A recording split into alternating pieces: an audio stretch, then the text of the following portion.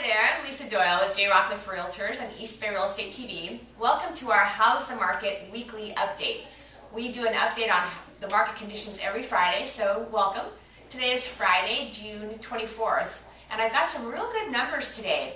Now that we're close to the first half of the year, I want to update you as far as where we were last year at this time and where we are this year. And everyone's watching, are we getting better, are we getting worse? Things actually looking fairly stable right now, which is a good sign. So our statistics for it right now, total active in all of the East Bay, which is our East Bay, we would consider the 680 and the 580 corridor, the 24 clip down to Orinda, and down to Martinez, Concord, Clayton, and that whole circle of the East Bay, which is our primary, the primary East Bay market.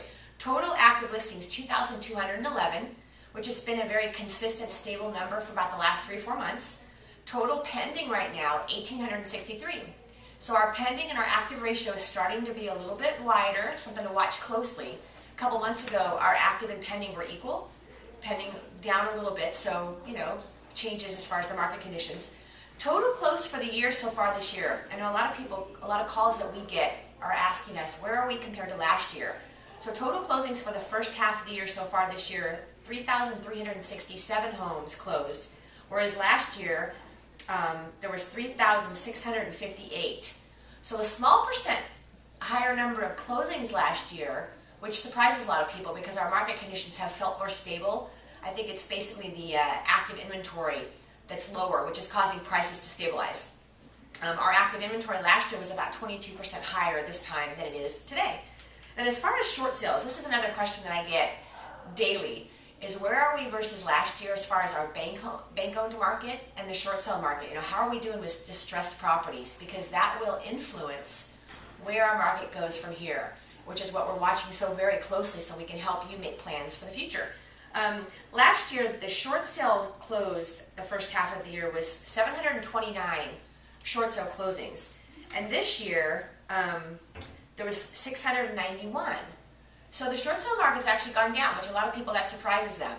We're seeing a lot more short sale inventory active coming on the market than what we had last year. So the second half numbers may be a little bit higher than the first half. But this is a number that's really an interesting statistic.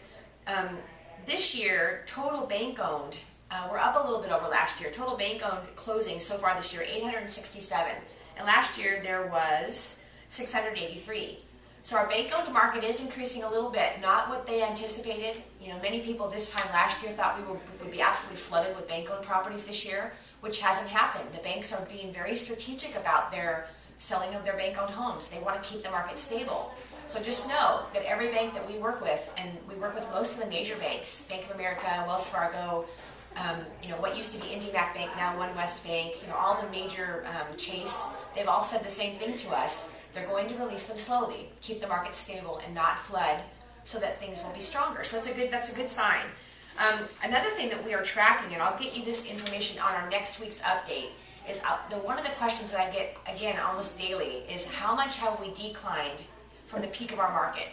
And a lot of people think that our market actually peaked in 2007, 2008, where we actually started our soft decline in the end of 2005. And then, of course, the decline became a little bit more severe as the banks started having issues.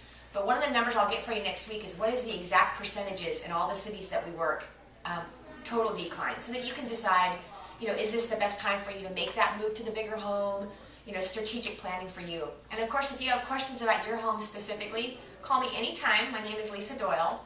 My cell phone direct is 925-890-7443, and I'll look forward to talking with you next week.